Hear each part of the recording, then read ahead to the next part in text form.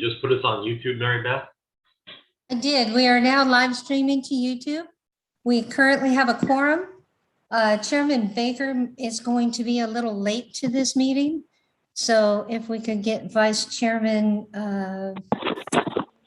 Hogan to begin. I was hoping this wasn't going to happen today. Let's see. I've got to get the agenda up, but we're going to start with the Pledge of Allegiance because I know that's on the agenda. So if you would, join me.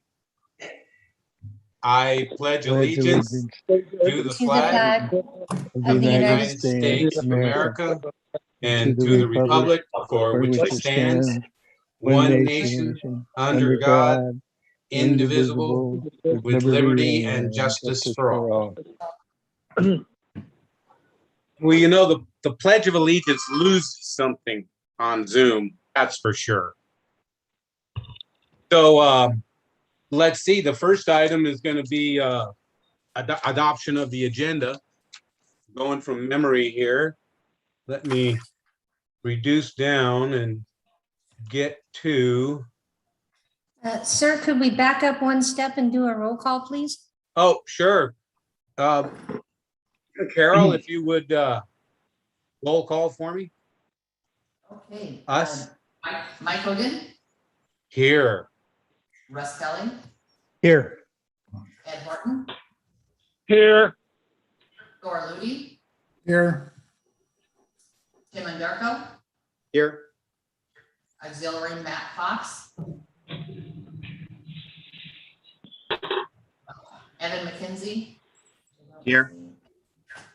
Evan is here, okay. Yeah. And Hector Walensky.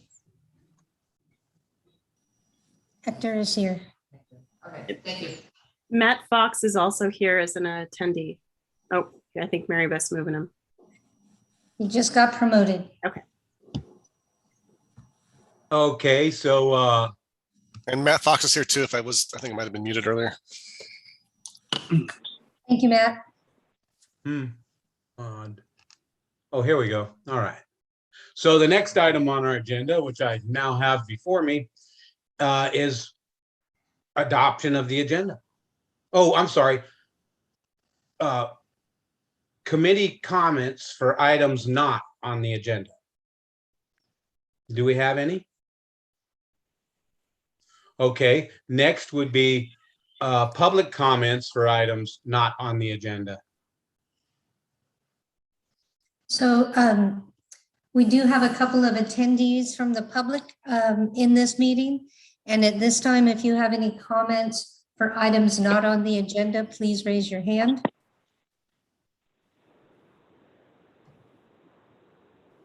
Seeing none. Okay, then at this time, we should adopt today's agenda. Motion to approve the agenda. Second. We have a motion and a second. We have to do this roll call, I believe now. So Carol? And Correct, but who did the second? Thor Ludi. Ed, Ed, okay, thank you. Okay. Mike Hogan. Here. A, Russ Kelly. Excuse me. Oh, Yes. my. Ed Horton. Aye. Thor Ludi. Here. Hector Walensky.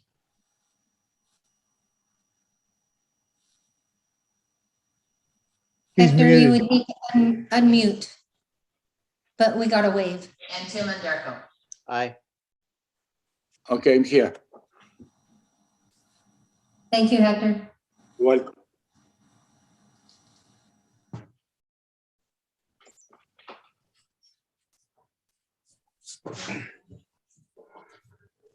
I'm sorry, I had to close the door. So,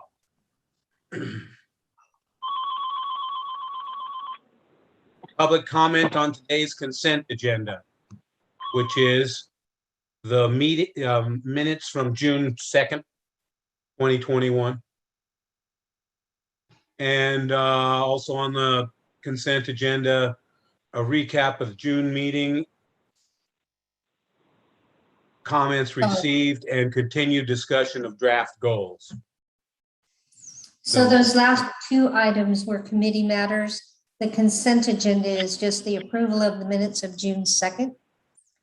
Well, Mary, number 2 comes right after number 1. Excuse me, I did not review this ahead of time. So we're looking for a motion to approve the consent agenda.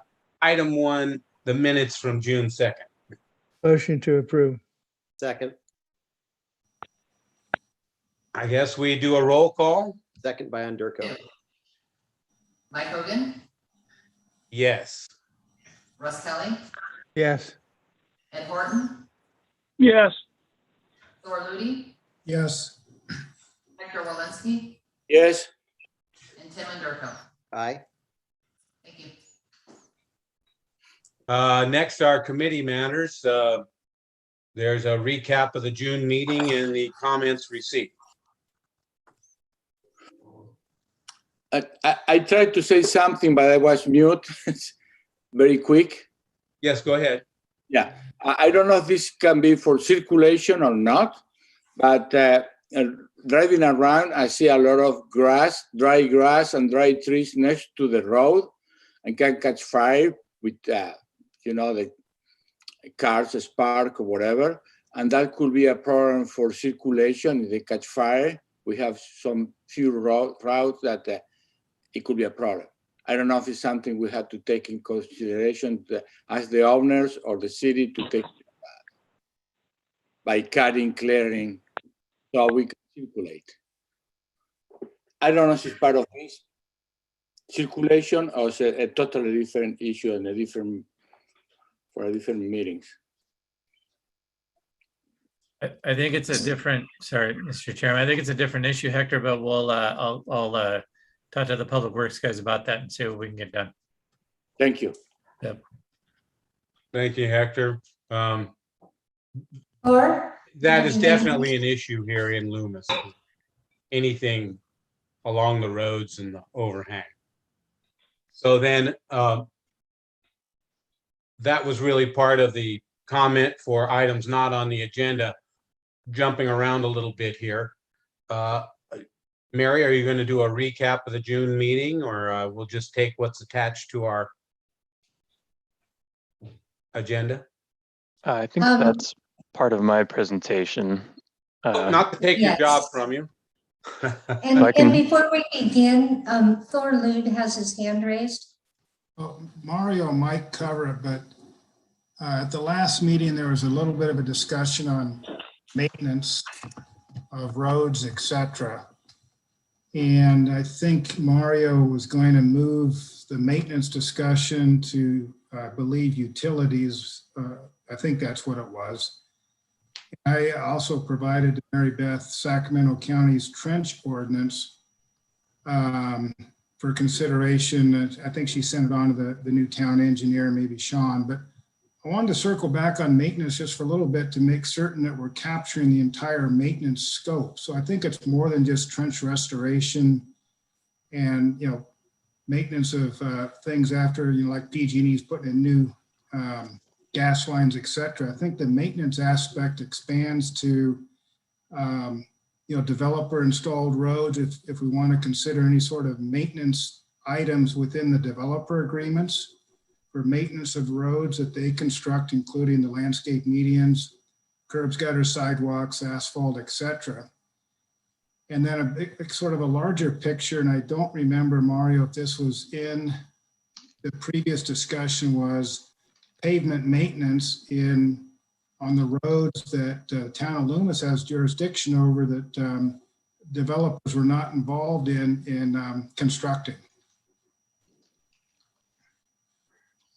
Yeah, I made a note on all the maintenance concerns last time, and I think I've added another policy or two, kind of detailing the town's approach to those. I think as we're going through the goals and policies again today, we'll get to that section.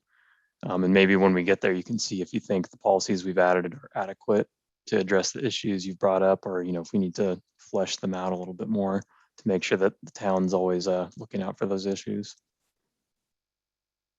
And we do have some policies in the public services and utilities element related to that to some degree. So we are requiring compensation for right-of-way use and requiring that the pavement is resurfaced to town paving standards.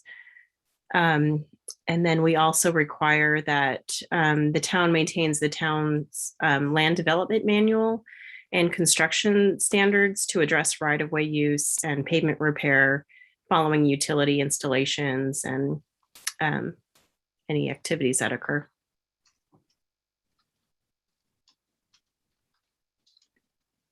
Thank you, Christy.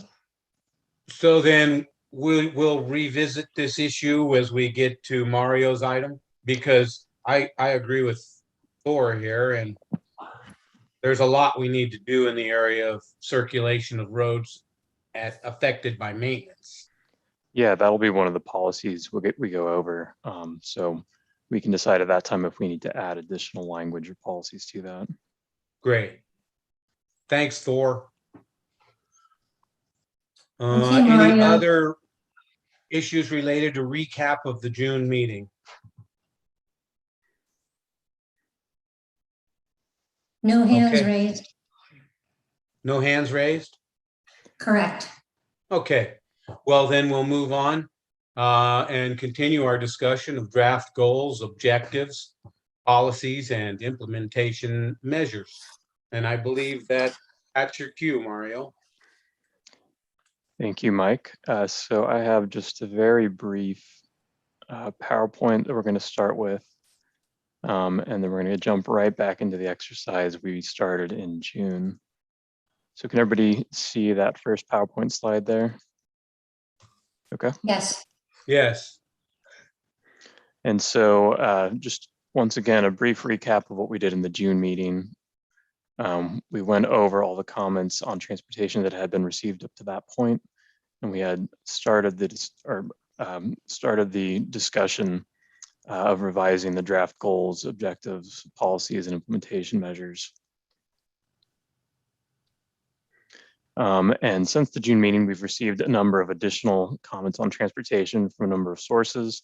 I'm just going to very briefly go through those for everybody's information. There was some discussion at the Air Quality and GHG Committee meeting regarding where equestrian belongs in the general plan. I remember at our last circulation meeting, there was some discussion on including it with the bike and peds in the circulation section. So the Air Quality and GHG Committee discussed this as well, and their opinion was that it should be left separate from bicycle and pedestrians because it's more of a recreational activity than a true part of the circulation element. I think there was some fear that it was included in the circulation element, that the town would be required to provide a continuous and well-serviced equestrian network throughout the town. And I think the preference was that it be viewed more as just kind of one-off recreational trails, not a part of the key circulation. So I think our approach moving forward is going to be likely to leave the equestrian for something like a parks and recs element and leave most of that out of circulation. We received some written comments from the public. I'll just go through those now. Ensure Loomis does not become a shortcut for traffic. We received quite a bit of support for a couple of different large transportation improvements. Some of these we've discussed before, but there's support for the I-80 ramps at King Road, access roads between Horseshoe Bar and King, an extension of Swetzer from King to Sierra College. There was one comment asking for the elimination of plans to widen Horseshoe Bar Road, Barton Road, and the others here, saying that it might cause additional traffic. And there was also several comments about strong enforcement of speed limits, construction of traffic calming devices, and just general comments about slowing traffic and making it safer for pedestrians. Additional comments were to add more signage, directing vehicles to public parking in the town, and adding stop signs or traffic circles along Taylor Road and Horseshoe Bar to help slow the traffic. A couple more comments we received from the public forum. There was comments to make sure we plan for 20 years from now and make sure drivers stay on the arterials where possible. There was the request for more bike trails. There was the comment that Horseshoe Bar is currently dangerous for bikes and pedestrian, and that needs to be addressed. There was also just a request to increase bike and pedestrian safety throughout the town, not just Horseshoe Bar. We also had some pros and some against, different trails along the creeks that could be built for recreational purposes in the future. And so just wanted to recap those to let everybody know that we are taking back that feedback, and maybe that could spark some ideas for the discussion of the goals, objectives, and policies as we go forward. So for the second part of this presentation, we're just going to jump straight back into the exercise we were doing last meeting in June. I just wanted to give everybody this slide as a refresher. This defines the differences between a goal, objective, policy, and implementation measure. So as we're writing each of these, you can refer back to this if you desire. And from there, we're going to go ahead and just jump straight back into the goals and policies document and pick up where we left off. And I think we're going to try and get through the rest of these today. So, please, if you have any additions or changes you want to see as we go, just let us know. So I'll switch over to that now. Once again, the way this is going to work is that I'll have the current version of the goals and policies up on the screen in Word here. And we'll be reading through the additions and edits since the last version as we go. The way this is formatted right now is any additions or edits are underlined. So if we scroll down here, you can see these are underlined, these are new additions. Anything that's been deleted is struck through. And then one last note, like Thor had mentioned last time, there's a number of really good comments and feedback from the committee on potential additions. So I made notes of those, and those show up in the sidebars here. And since then, I've tried to go back in and add some policies directly addressing those comments that the committee had last time. And so you'll see these kind of pink highlighted policies with a comment on the side that directly addresses some of those comments from last time. So one other thing to keep in mind as we go through this. And just like last time, we're going to focus just on the additions and kind of read each addition as we go forward. And feel free to jump in at any time with thoughts or comments. If I don't hear any comments, I'll just move right on to the next one. Okay, so since the last meeting, I have gone through and added 2 new goals based on feedback we received. And this was based on comments saying that we needed more ways for the town to explore partnering with other organizations and agencies, and also goals for parking, which the general plan didn't identify in too much detail last time. So we'll start with CIR 9. This is a new goal: to actively seek partnerships with other agencies and organizations with the intent to achieve common goals. Mario, Tim Onderko has his hand raised. Mario, thank you, Mary Beth. I have a question. What is multimodal travel? How's that defined? So that's just a traffic engineering planning term for basically all different types of travel. So that means pedestrians, bicycling, taking the bus or transit, and vehicles. So it basically just means that we need to plan for not just cars, but for everybody else that gets around town as well. Would that include like electric scooters? It does, yeah. Okay. That would be a part of that. And then how about like golf carts? Yeah, if we wanted specific policies on golf carts, that would be covered as well. Okay, cool. Thank you. Appreciate it. Thanks, Tim. And if there's no other comments on this goal, we'll move on to CIR 10. To provide and manage parking that successfully balances the town's goals of economic development, multimodal travel, and safety. Multimodal travel means all in one road, different roads. Otherwise, it will be really wide with scooters. Doesn't have to be one route. Just means that we have routes for all the different modes. You could have a totally separate bike path, totally separate sidewalk, separate roadway. Just means that all those facilities are in the town. That's good. And so because of the way this is formatted, we're just going to keep going sequentially. At the end, we'll reach the goals, or sorry, the policies and objectives associated with these goals that I've added. So we'll see more of that as we go forward. Okay, if we revisit section 2 here for a second, there was a request, I think this goes back to what Thor had mentioned previously, but there was a request to add an implementation measure on updating pavement restoration and roadway widening standards. And so this is under the roadway improvement standards section.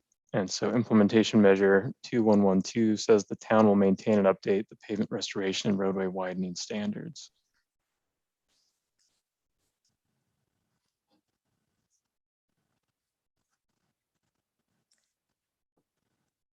Thor, go ahead.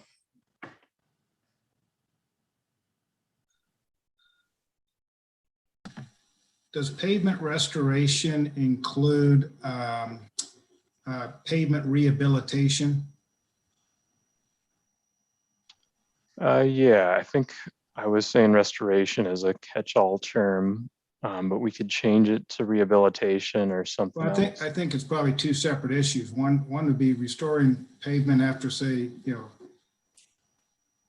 versus rehabilitation. To me, really, rehabilitation would be a section of roadway from point A to point B, and maybe pavement restoration is not as extensive as rehabilitation.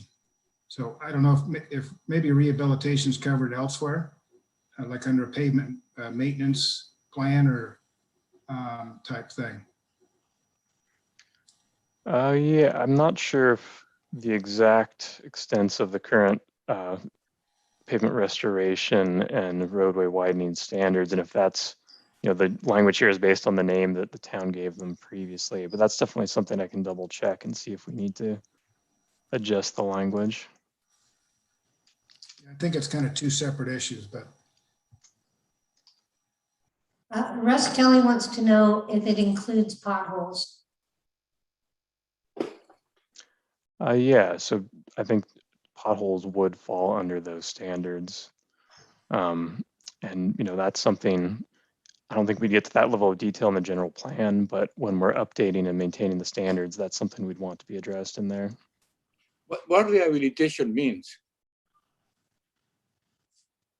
Rehabilitation would be basically reconstructing the road. So grinding it out and actually constructing new pavement and base layers. So it could be both, whatever is needed. Restoration, rehabilitation, and roadway widening. I guess you can include those because they are, as Thor says, two different issues. Ed Horton, you may unmute. Yeah, I did. Can you hear me? Yeah. Yes, sir. Okay. I just have a very simple question. Is the current requirements in the town of Loomis any different than other parts of Placer County? In other words, I fully understand the issue of pavement restoration and widening roads. I also recognize for small communities with limited budgets, this can be a real money pit. Is our current standards not appropriate?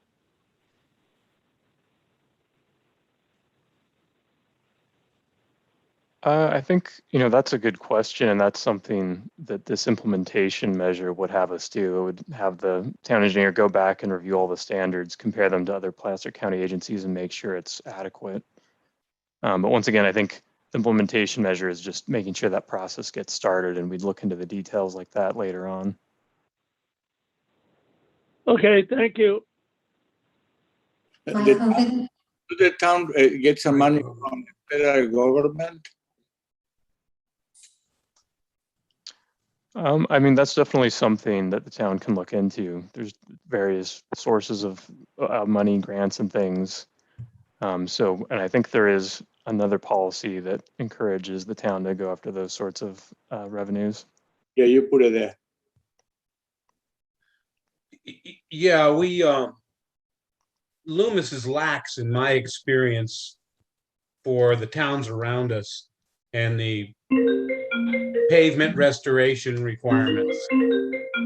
This definitely needs to be expanded and looked at, and the cost associated with having those patches in our road. In other words, some kind of a trench or patch fee, much like Sacramento County has. For instance, you go right next door to Rockland, and when you trench, you repave a full lane width. It's not a patch. It's the full width of the entire lane. And their minimum width, when you add it all up, it's 5 feet beyond the edge of the trench on each side. So if your trench is 3 feet wide, you're 13 feet wide if you were crossing the road with your patch. So you can see in Loomis, our trenches are exactly the width they dug. So we definitely have work to do here. These standards need some work. Yeah, I think the standards do need updating, and that's why this is one of the items that was included in the public services and facilities element to update that land development manual and construction standards to address when, you know, utility companies are coming in and they're digging up the road, and then they need to properly repave that section, and not just the limits of their work, but to make sure that the road is functioning again.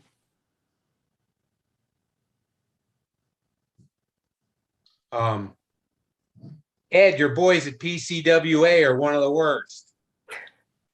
Well, no, you know, that's why I'm talking about this. We usually have to do the whole lane now in most jurisdictions, I believe. Yeah. Yeah. And I don't think the agency has ever argued it. We do what we're required to do to get a permit. Right. I agree, Ed. You're correct. It's the standards they're held to are not adequate. That is the problem. You are correct. But for instance, we're not doing any compaction testing of our backfill and trench restoration. So we need to have a fee structure that supports proper inspection and testing of the encroachment. And that's what we don't have. There's nowhere for the money to come from. But I know that in other counties, it's usually paid by the permittee. Yeah, it's part of the encroachment permit process. Right. And the larger permits are time and material basis. I don't know where to put this in this plan, but it kind of lines out the work we need to do. We need to get something that strongly states that, you know. And those I are, know that it's easier to trench here in Loomis or any kind of work in the right of way than anyone around us, really. Placer County is tough, and so is City of Rockland. And my gosh, Roseville, their standards are 100-year design life. So you can bet they're tough when you walk into their town. So anyway, I think Thor really brought up a good subject here that we need to emphasize in some way. Can we? Yeah, and I personally, I have no issue with having the same standards. I didn't realize there was a difference. It seemed to me that one of the priorities, not necessarily for this group, but for planning or the town engineer, is to revisit the whole encroachment permit process and include these requirements when the utility companies are pulling their encroachment permits. So you put the burden on them. It should be a requirement to issue the permit. They need to provide compaction tests. They need to provide a soils engineer. We can specify the frequency, but they do the work and they pay the cost. It's part of business. It's part of, you know, getting issued an encroachment permit. Yeah, good point, Thor. And so I think this policy, I think, is good to make sure that the pavement restoration, rehabilitation, widening standards get more fleshed out with all those topics that Mike and everyone was discussing. And actually, there'll be a section on maintenance in coordination with utilities later, and maybe we can add one more policy to make sure that we're revisiting and updating the encroachment permit process and making sure that gets handled as well. So unless there's any more questions on this implementation measure, I'm going to go ahead and move on. A lot of this we looked at last time, but we did add a couple new things, new objectives and policies to section 3 since the last meeting.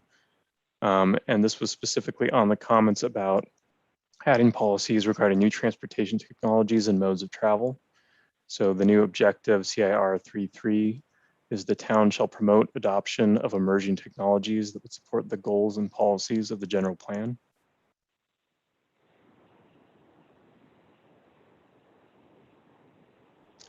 First policy 3.3.1, the town shall assist in the provision of support facilities, such as advanced fueling stations, for example, electric, for new transportation technologies. So this, for example, would be potentially providing electrical vehicle recharge stations at certain locations in the town. Policy 3.3.2, the town shall collaborate with public-private transportation partnerships, such as car sharing companies, to implement programs that would improve circulation. Gus Kelly? The question I have may not go quite here, but when we talked about multimodal usage, we talked about bicycles, skateboards, scooters, golf carts, all those kind of things. And there may be some other technologies there that we didn't use. Certainly skateboards, motorized skateboards have just come into play. I mean, I see kids going down Brace Road on a regular basis on his motorized skateboard. He also goes to school over at Del Oro. But I'm wondering whether we should include some other emerging technologies here that we might not have considered. Yeah, that's a good point. I think if the town's interested in doing that, we could. I tried to keep the objective vague to just emerging technologies that support the goals of the general plan, so it doesn't lock us into saying that we do support scooters, for example, and then deciding later on that we want to change course, or we do support shared bicycles. So I think I'd leave that open to the committee. If there's any specific policy on one of those that you think would be worth including, we can talk about that now. Otherwise, I think it fits under kind of the catch-all for this section. Okay, I can live with that understanding.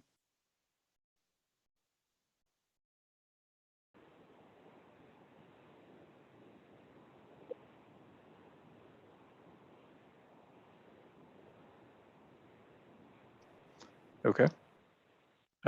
Seeing no other hands raised, I'll go ahead and move on to the next section.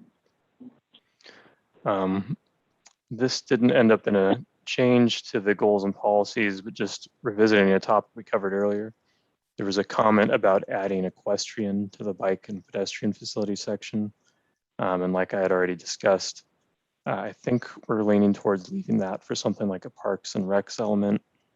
Just wanted to see if that would be okay with everybody before moving on to the next section. Okay, looks like we're generally in agreement. Moving down, let's see, I went a little too far. I think we left off right around section 4 last time. So we'll start on policy 4.1.1. The town shall promote bicycle travel as appropriate and shall pursue all available sources of funding for the development and improvement of bicycle facilities.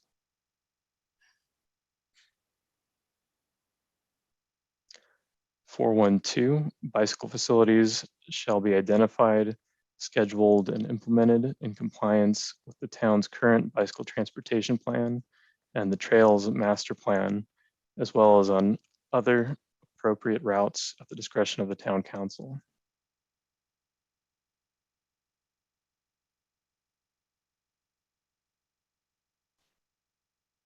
And then policy 413, bicycle and pedestrian connections shall be continuous and convenient to the nearest neighborhood center, school, or park. I think with this one, we need to think about how it connects to other jurisdictions. If it's part of a main trail that goes through Rockland or connects to county or other areas, we need to, unless I missed that somewhere. Yeah, that's a good point. I'm trying to see if we do have a similar policy. But I don't see that on the other 4 or 5 there. So I'll go ahead and add a note that that's something we can add.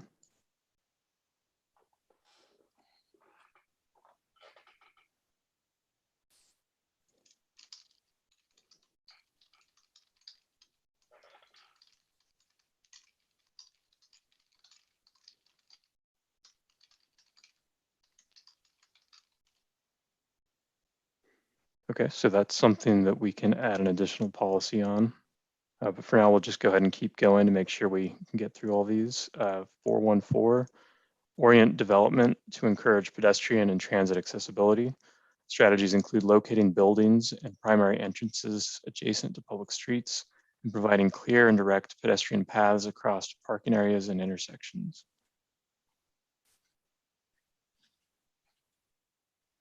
415, provide pedestrian facilities that are accessible to persons with disabilities, compliant with Americans with Disabilities Act 2010 standards for accessible design, and ensure roadway improvement projects address accessibility and universal design concepts.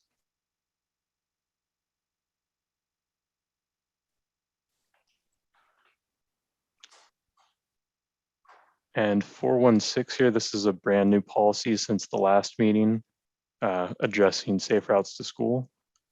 Collaborate with the appropriate members of the community to develop and implement safe pedestrian routes to schools, transit, and other highly frequented destinations. The safe routes should include sidewalks, more visible pedestrian crossings, traffic enforcement, traffic calming, and traffic safety information for the public. See also implementation measure PSF 2113. And so that's in the public facilities element. There is a related policy on safe routes to school as well.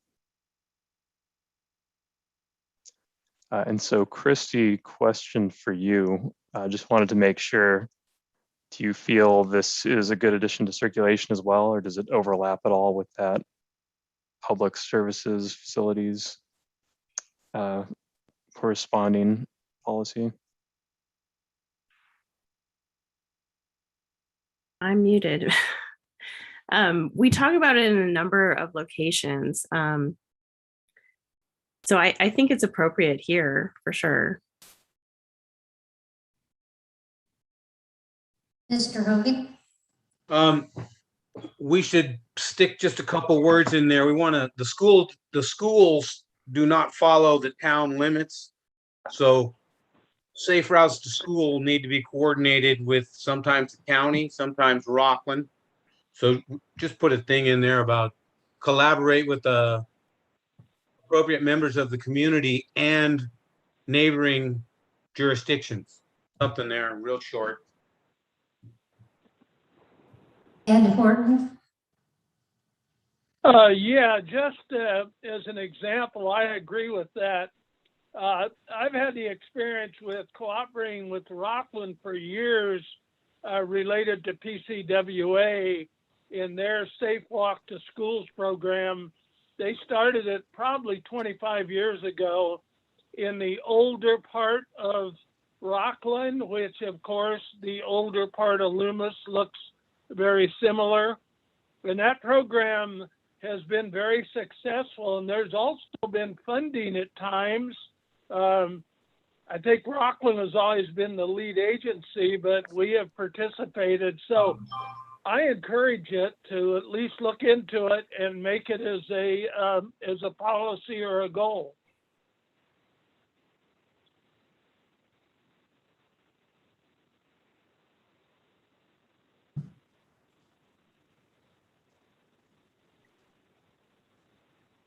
Okay, thanks everyone. Very good points.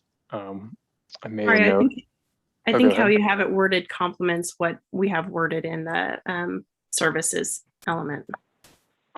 Okay, thanks, Christy. So I'll made a note. We can come back and add some additional language at the end if we have time. Otherwise, we'll keep going for now. 417, ensure that plans for roadside trees take into consideration shade and comfort for pedestrians and bicyclists.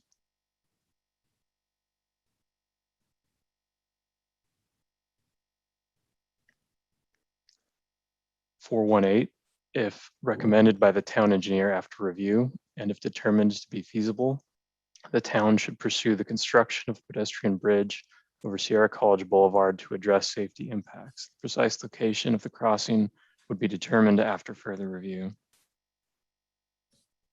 Matt Fox? Yeah, on that one, I'm not sure where that came from, but I wonder if there's something we can add in there to make sure there's a demand for it. I mean, at least right now, I don't see a demand for it. I don't know what a pedestrian bridge costs, but that seems like a fairly expensive project that I think the money could probably be spent elsewhere at this point. I just don't want us to get stuck building a bridge to nowhere if it's because it happens to be in the general plan. I don't know what other thoughts are on that, other people. Those also get quite expensive because you're going to have to meet ADA requirements, and you're going to have to get bicycles and people and everything else up off the ground if you're going over some kind of a bridge tall enough to, go over the rail cars, other than a tunnel.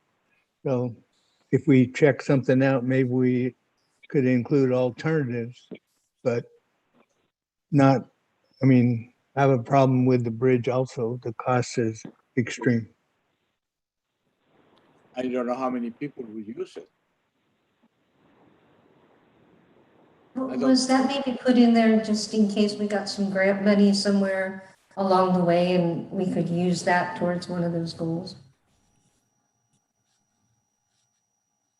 I never. The truth is, most of the things that we're talking about are there's no funding for, but that's not the purpose of the general plan update as much as identifying needs that may come up in the future so that we don't have to do general plan amendments if money does so happen to surface.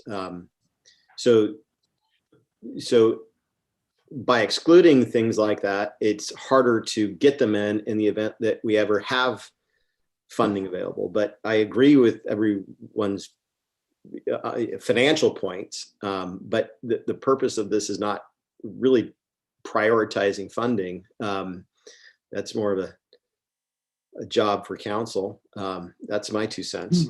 I'm not opposed to adding the bridge to or the pedestrian bridge in the general plan, but again, funding is a different conversation and a different process. Thank you. The policy is clear. It's if feasible, and feasible means funding, engineering, etc. Wouldn't this tie into the whole discussion we've had related to the Taylor and Sierra College intersection and overpasses, underpasses, extension of Switzer, et cetera? It kind of all goes together, because if you do any of those other projects, it would automatically, presumably, include some sort of improvement to the bicycle situation in Sierra College. And as all noted, I'm an avid bike rider, and that particular intersection at Sierra College and Taylor's actually pretty safe.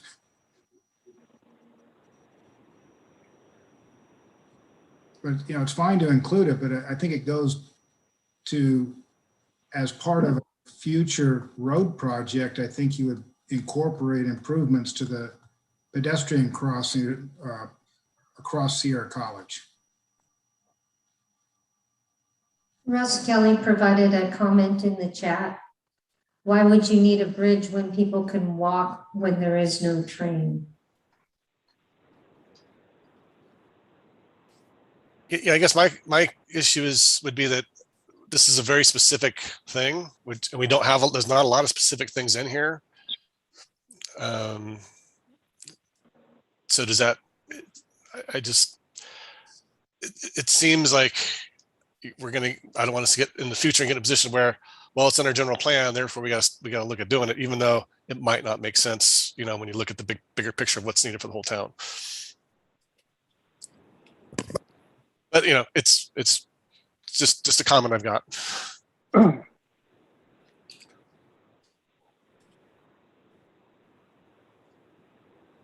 Mike Hogan?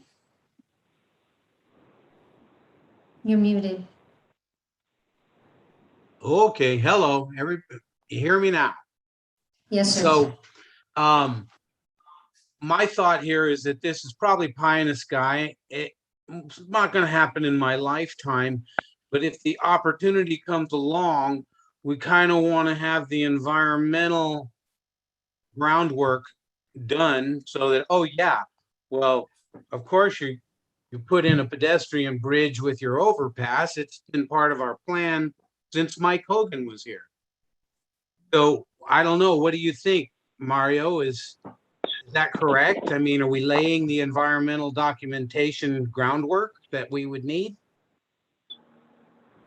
I mean, I think there would have to be even just simpler feasibility studies done to identify a location and what type of structure or facility we're looking at and all that sort of stuff first. Even just a location, if you knew where this would go. So I think really this would be more triggering those things. And if something feasible was found, then I guess the town could begin proceeding on to getting it environmentally cleared and everything else. And then, eventually looking for funding.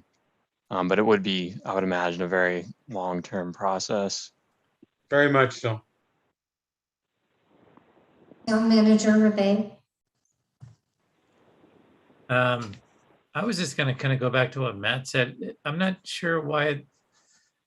I don't know if having this specific of a policy makes sense as opposed to something saying the town will continue to pursue additional pedestrian connectivity throughout the downtown area, including Sierra College Boulevard, if you want to throw that in. I don't know why we would get so detailed and put in a pedestrian bridge when, I mean, was that in there previously? Is that a policy that's existing, or was it just added? Yeah, that's an existing policy. I mean, I don't know. I don't know if that's, I don't know if we should be getting that detailed either. I kind of agree with Matt. Yeah, and I guess real quick, I'd say just looking at all the comments that have come in, I feel like a lot of them are focusing on Horseshoe Bar and Taylor and not necessarily just Sierra College. So yeah, it seems maybe too specific to single out Sierra College for this. Yeah, but saying something like continue to promote and encourage additional pedestrian connectivity throughout town, I think that makes sense. But I don't know.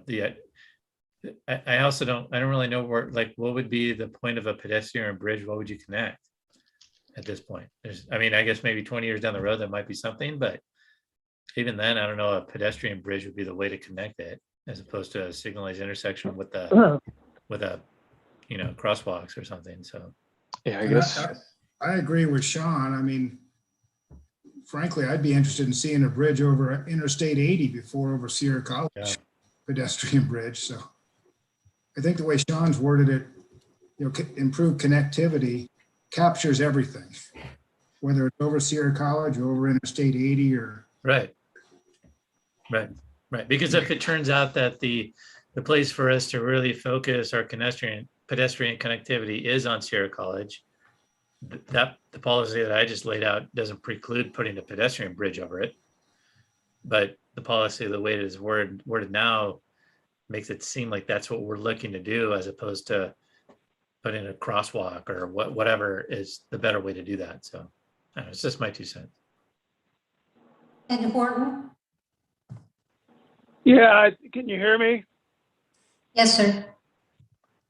This is, I think, a bit of a carryover from about 20 years ago when the discussion was being held about improving the overpass at Horseshoe Bar and Interstate 80. And there was interest in making sure pedestrians would have a safe way to pass. And also, the equestrian people came forward and wanted to be able to have a way to for horses to come across. That became very controversial because many horses don't do well on overpasses over interstates next to noisy vehicles. So I like what Sean is saying. There's nothing wrong with having an opportunity to look at this in the future, but I would hope you would not tie it down to one location. Thank you. And a comment in the chat from Mr. Hogan, this will probably never happen. And I also agree with Sean. I think we can use the Switzer Road, the extension, and go walking through, street lights, and safe to go across, and it will be much, much less expensive. You can combine everything right there by extending Switzer Road next to the tracks, parallel to the tracks. And you can have all the bicycles, the walking, and cars. Something I asked before. Could be a solution, very inexpensive and be usable to connect the entire town. It sounds like everyone is in support of the way Sean worded this policy. So I tried to write that down in the comment on the right here. Does that look like something we could replace the current policy with?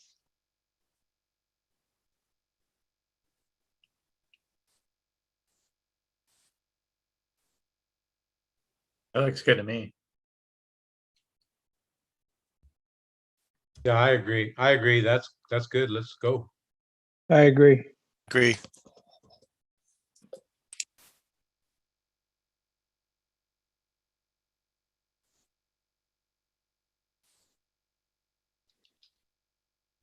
Okay, so we'll replace 418 with the new policy. And it looks like that's the end of the current section 4. So we can move ahead to section 5 for transit service.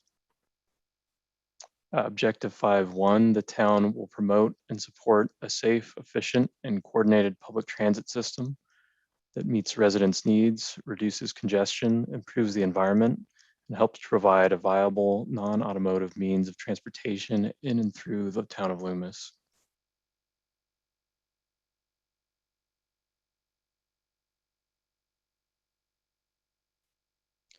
Moving to policy 5.1.1, the town should work with Placer County Transit and other transit providers to plan and implement public transportation services within the town that are timely, cost-effective, and responsive to growth patterns and transit demand.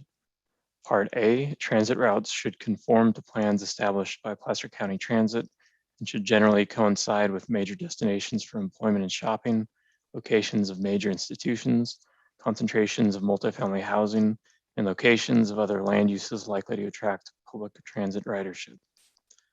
B, bus routes should follow major roads with service to residential neighborhoods via collector streets.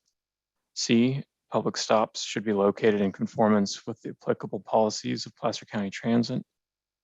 And D, new bus stops should be considered at highly traveled destinations in the town in order to promote increased transit ridership.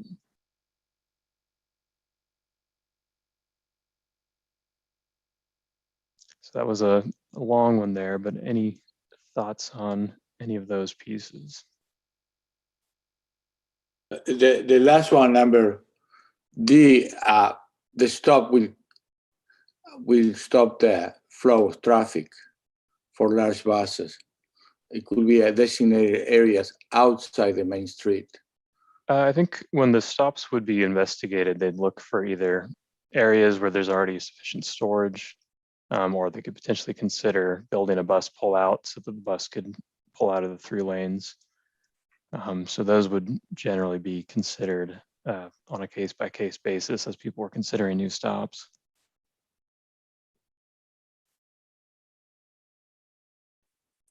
Do you have any policy about the size of the buses?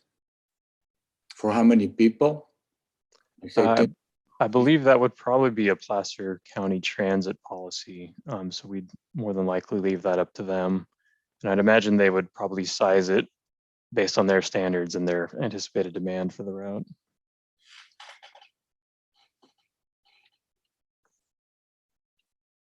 Okay, not seeing any other raised hands. We'll go to policy 512. The town should consider the transit needs of senior, disabled, minority, low income, and transit dependent persons in making decisions regarding transit services and in compliance with the American Disabilities Act. Thor, Mario, on the back up on the previous one, I like Sure. that you introduced it when it said Placer County Transit and other transit providers. And on C, you're very specific on Placer County Transit as the policies we would follow. So I'm just wondering if you want to expand it a little bit so we're not kind of homing in on one transit provider.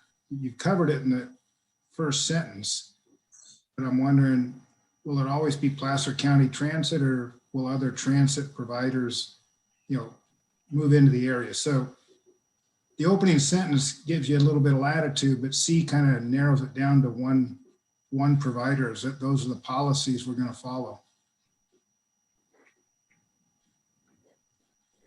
Mike Hogan,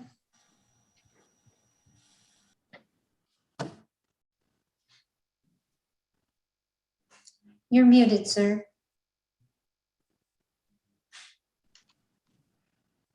Yeah, excuse me. I agree with Thor. We want to broaden that out because it could get crossed with other transportation agencies that may not even exist right now.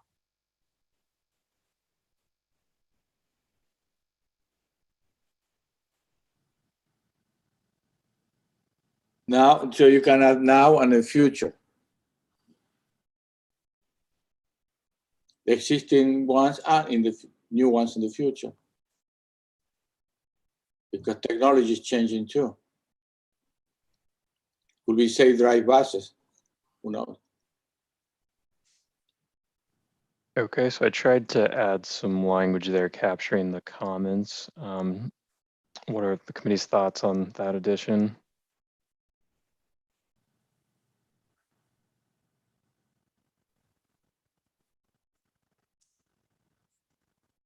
We have a shake of heads, raise of hands, support of.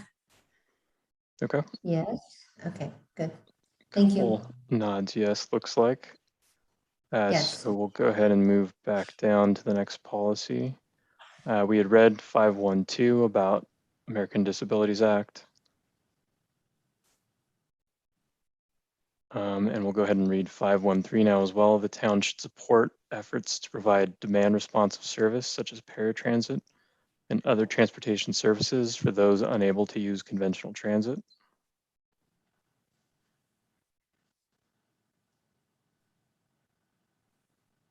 And we'll go to the next page, 514. The town should work with Amtrak to plan and implement convenient and cost-effective transportation services between the town and local Amtrak train stations. And this one was actually addressing a comment that came up last time that people would like to have more convenient access to the Amtrak station and services. Can that be modified somehow to make sure there's a demand for that first? That seems like another kind of pie in the sky thing. I don't really see Amtrak implementing a bus service between Rockland and Loomis, just a 3-mile trip. Certainly the regional bus service could accommodate that, I would think. We used to have that. I remember my wife and my daughter using it. I don't know how many people they used it, but it was convenient. But as you said, maybe it's not worth it. But Amtrak, they have it before. Mike Hogan,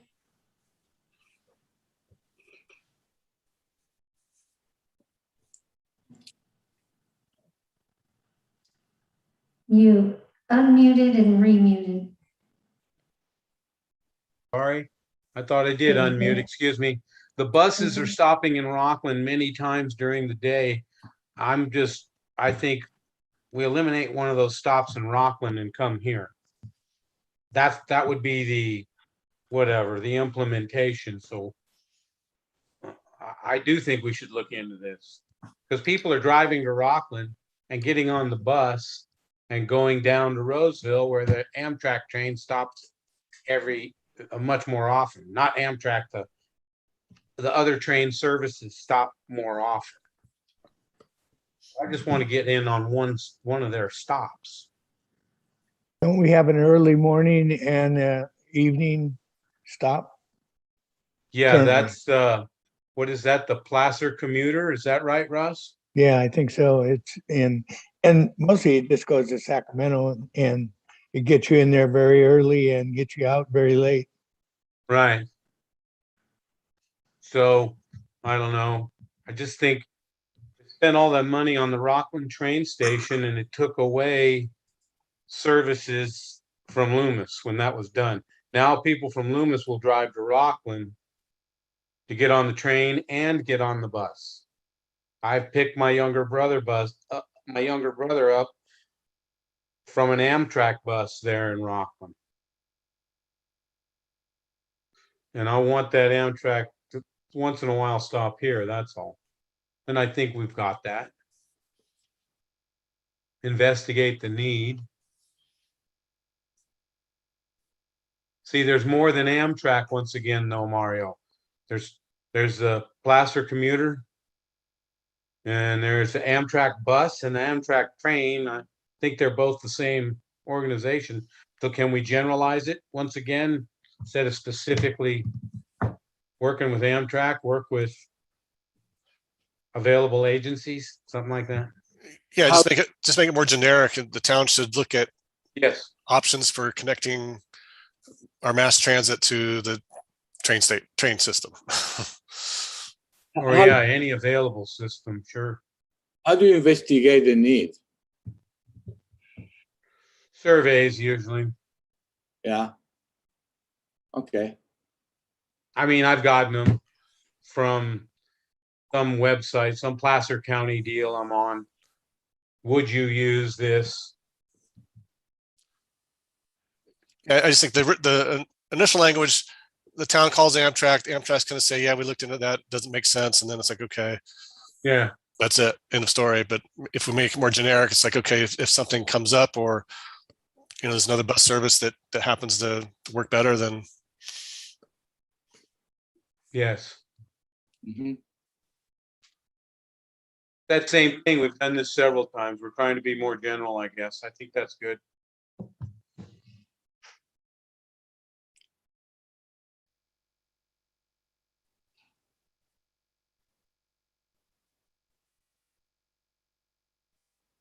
Should we say just investigate future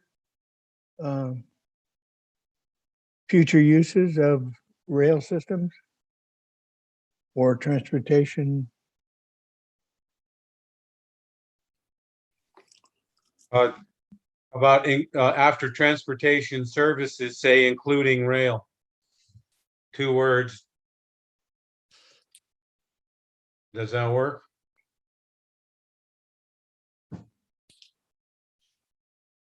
It just Convenient cost. may sound crazy, but what about using the track to get some light rail train to go to the 5 cities? Connecting the 5 cities to the stations. Yeah, sure. So we want to keep rail in there. So you keep the rail there and use it, and they park on the side. When the time comes, the big train goes through, then they use it again, and Yeah. you go through the entire, because just for Loomis, maybe 10 people, 5 people. But if you connect all of them, you may get 100. Well, the Placer commuter does pretty well. Okay. And so is the intent of this policy to help provide connections to the train station specifically? Or are we just trying to promote better transit connectivity overall to all destinations. Just be regional. Yeah. All destinations, I think.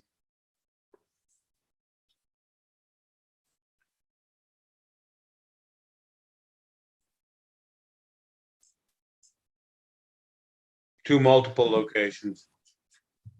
Varied locations.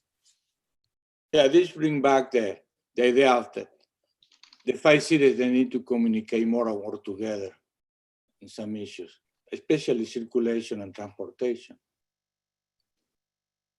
So we just want to say rail systems because light rail and the current rail is a little bit different. And as we go on, there was a proposal to put a light rail between San Francisco and Tahoe, I think was where it was going to go. Uh-huh. Yeah, I propose to go to the airport.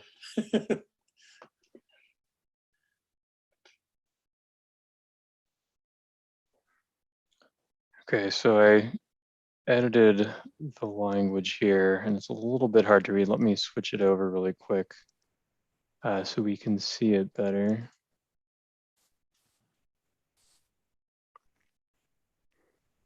So that's here. What does everyone think of the way it's worded now in policy 514?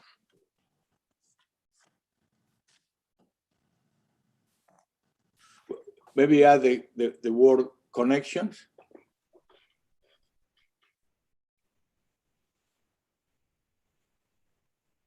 Somewhere.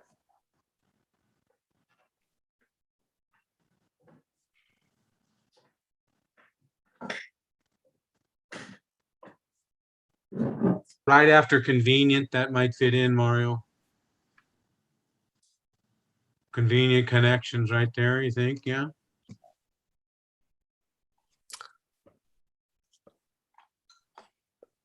I think that's much better. I like that one. Okay, and is there, because right now we're saying the town should investigate the need for, is there any desire to say the town should also plan and implement those services if they find them to be warranted or if they find them to be demanded? Or maybe change investigate to consider. Town should consider. Well, would that be a little more generic? Would you consider and share with the other cities the plan, something like that? I don't know the English exactly what it is. To share the information and what the other cities want, what they would like, and so you put everything in one pack.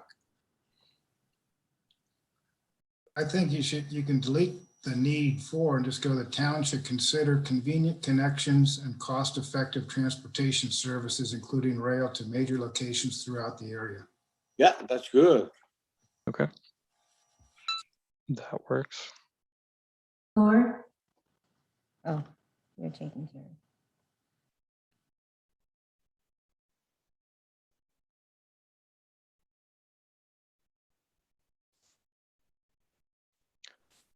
So, okay, it looks like hands have all gone down. Is everybody more or less in agreement with this revised policy? I see a couple shaking heads, so let's go ahead and move on to the next.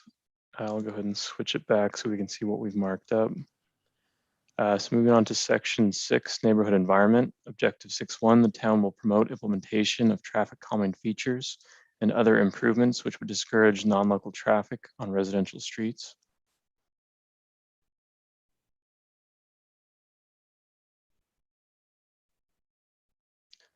Policy 6.1.1, the town shall create and maintain a street system which protects residential neighborhoods from unnecessary levels of traffic while providing for logical traffic circulation. Good luck with that one. So policy 6.1.2 was added since the last meeting. And so I think there was some comments from the committee about the best practices to reduce cut-through traffic. And specifically, I think there is a policy about making sure that the arterials are updated or allowed to handle the amount of cars needed to keep traffic on the arterials and not the side streets. And so policy 612 is the town shall design and improve arterials to accommodate regional traffic and direct regional traffic to the arterials.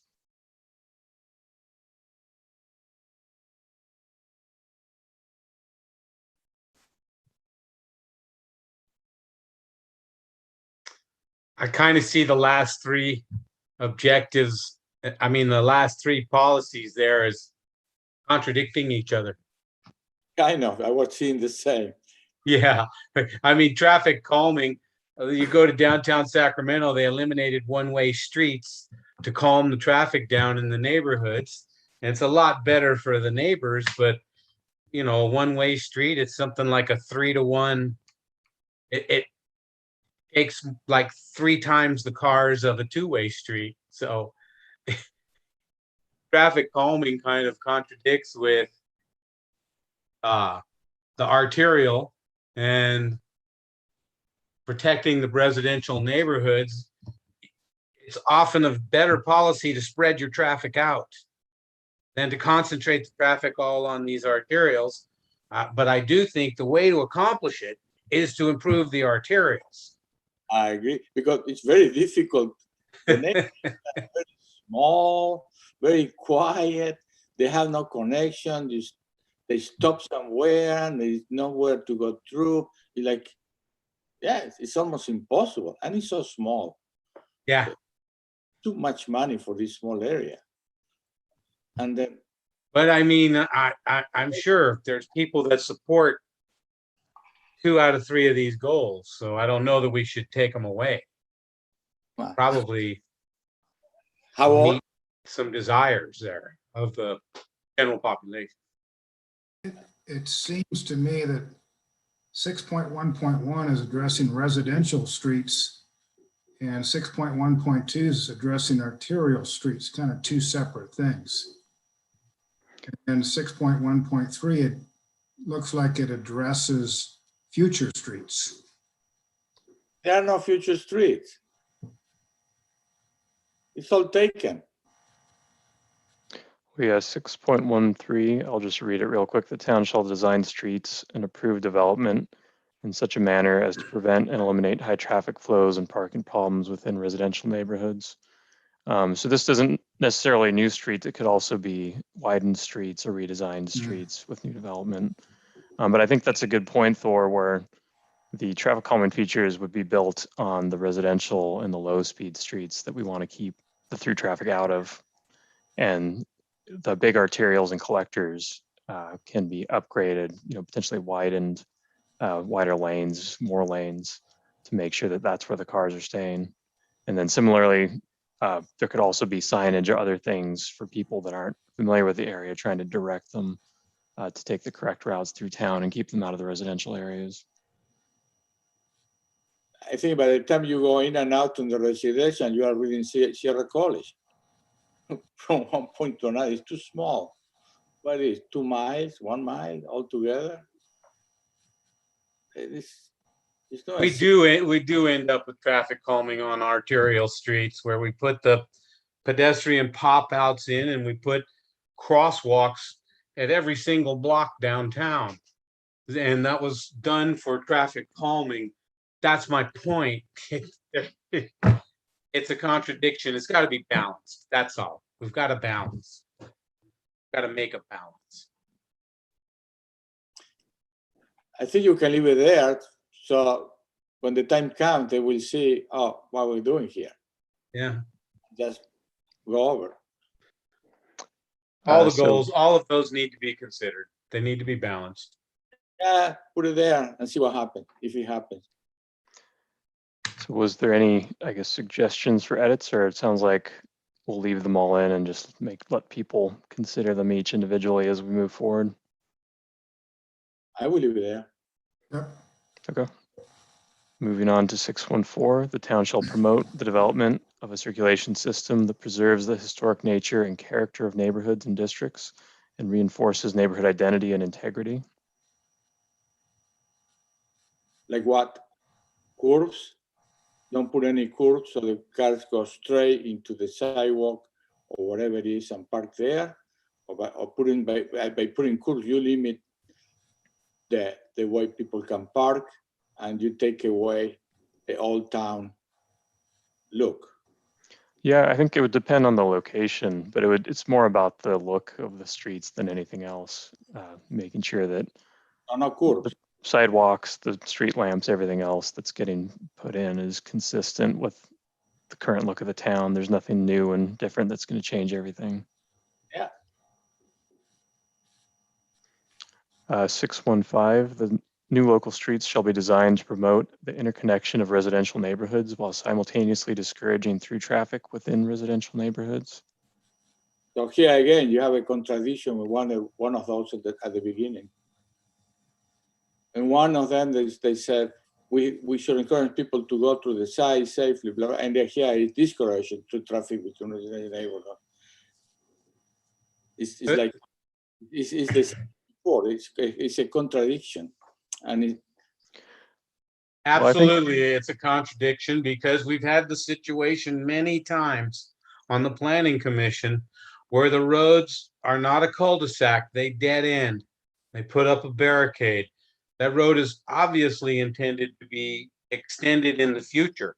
Then along came the village wanting to connect to some of those roads, and it was a long night on the planning commission.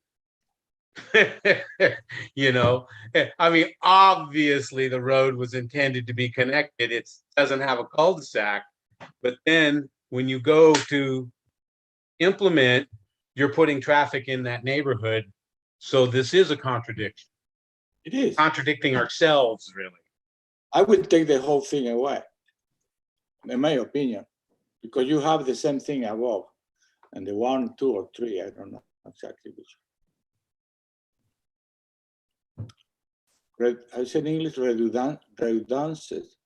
That you do it again and again and again, and goes no. And I think the point of this policy is so that when you build a new development with homes, the people that live in those homes can directly get to a number of different roadways without having to go the long way around.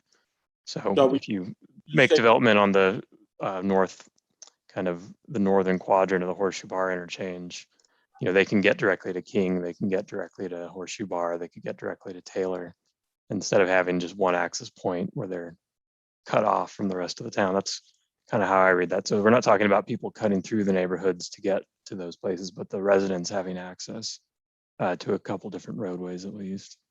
I guess this has been discussed and that in committee about housing to have connections. So maybe you can say here for new developments, because they have that issue and well, yeah, and that starts here with new local streets. yeah, and the new ones, whatever it is.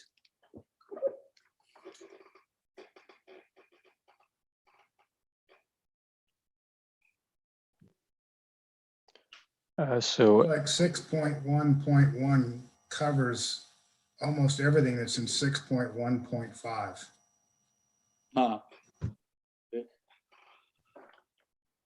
Oh, Redundancy. I agree with Thor. He's correct. Yeah, Trying to cover each other, don't they? just take it away. yeah, it does say in 611 providing for logical traffic circulation. So there is some overlap there. Sounds like there's some support to remove 615. Yeah, I'm for removing words always. That's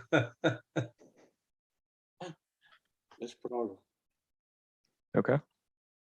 Any other thoughts on removing 615, or should we move down to the next?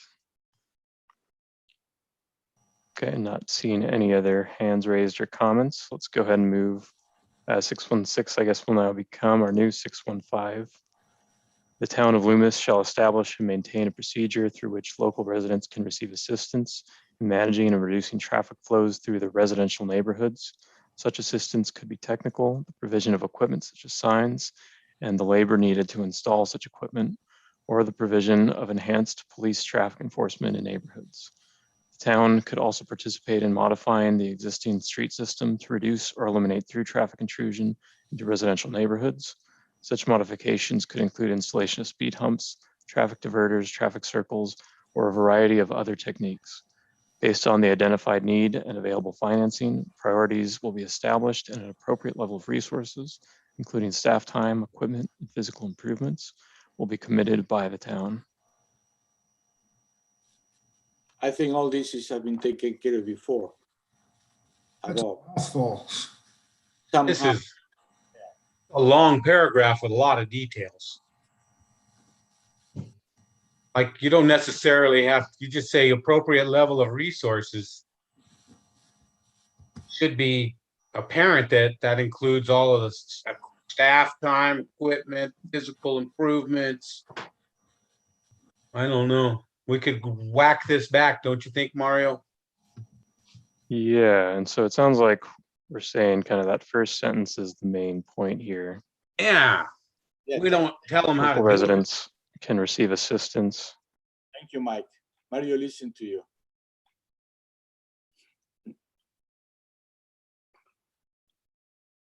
I will remove the whole thing. We already have it. This is the Paperwork Reduction Act here. And What do you think, Sean? Do we need all that? I don't think you need it at all, but if, I would change the word receive to request. Yeah, I was just gonna, and then it also makes it sound like, so by saying they'll, let's see, maintain a procedure which local residents can receive assistance in managing and reducing traffic, that makes it sound like the local residents are in charge of maintaining their traffic flow and reducing traffic flows, which that's the town's job to do that, not the local residents. So we get into fights. Well, yeah, I mean, just because Yes. you're a resident of a particular neighborhood doesn't mean that the neighbors in the next neighborhood over shouldn't be able to, drive on your street. One house to the next will be a fight. It's I don't know. I mean, I'm all for, folks can ask for help in reducing traffic flows if there's a significant issue, but this makes it kind of sound like we're almost Right. building gated communities or something, and that's not. I've said it before, they're public roads. Yeah, Belongs to everyone. yeah. Yeah. Okay. What is wrong with the existing system? Anybody complain? Well, No. well, they'll come down to City Hall and ask Sean to assist them. They want staff time. Okay. Stop. That's my thought, is they're gonna be thinking, well, town's supposed to provide this for me. It says so right here. I don't know. Sean? Yeah, I think you're right. Stop sign is no big deal. I think they should just have a system to review the concern. Yeah, Not- yeah, I think calling it a system to review concerns regarding traffic flows through residential neighborhoods, I think you just leave it at that.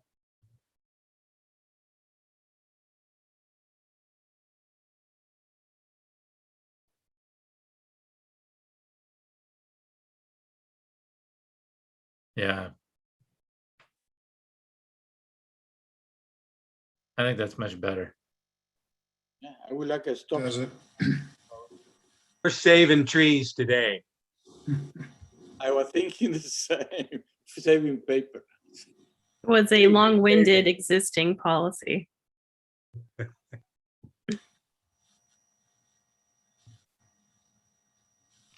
Okay, so cut 615 down to just this one sentence. Sounds like everybody's happier with that specific policy. Okay. Review. Sounds good. Moving on to roadway system funding, section 7. Objective 7.1, secure increased funding for roadway improvements and maintenance. Can I interrupt, Mario, just to back Go to ahead. the previous sentence on through residential? Are we, again, do we just want to expand it regarding traffic issues? Doesn't have to necessarily be a residential area, does it? Yeah, good.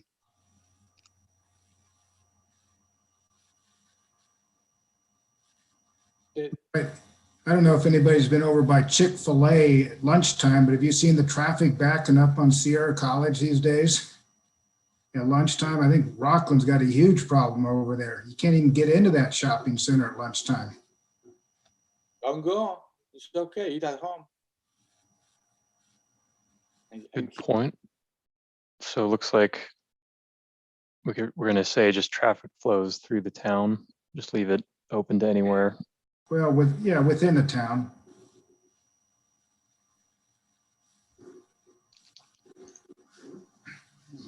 Okay.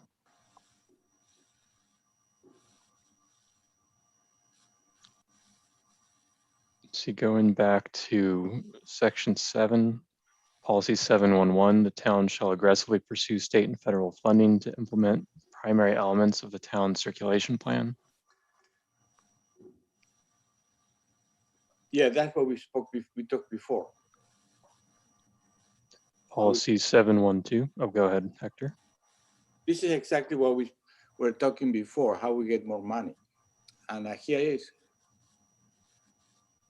We have to have a committee. They know how to move the ropes and Sacramento to get money there from there. Policy 712, the town shall require proposed new development projects to analyze their contribution to increased vehicle, pedestrian, and bicycle traffic, and to implement, contribute fair share costs to, or dedicate right-of-way for the roadway improvements necessary to address their impact.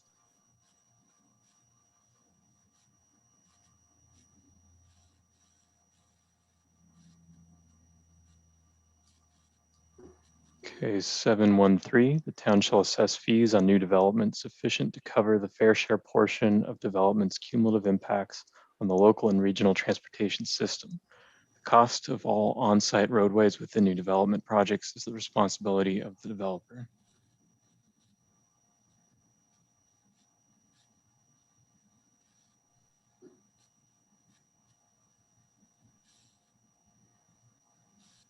Okay, any other? We have a transportation fee, correct, Sean? Pretty small, however. We have a couple different transportation fees. Okay. So Mario, are you talking, are these Mello-Roos projects? I suppose this Mello-Roos could fall under something like this. I think these are more specifically referring to just the general transportation impact fee that's assessed on every development to fund new transportation projects. I think Mello-Roos could be for a variety of reasons. But I suppose, yeah, you could interpret policy 713 as saying the town shall assess fees such as that as well. Don't know that we'd need a separate category for that or not. No, I was just trying to clarify. These are the transportation impact fees that you're talking about here. Primarily, yes. Okay. So at that point, if it's a transportation impact fee, then the town of Loomis is responsible for, again, rehabilitation and restoration of that road versus a Mello-Roos project where maybe the developers are responsible for a certain amount of rehabilitation and restoration over a set period of time.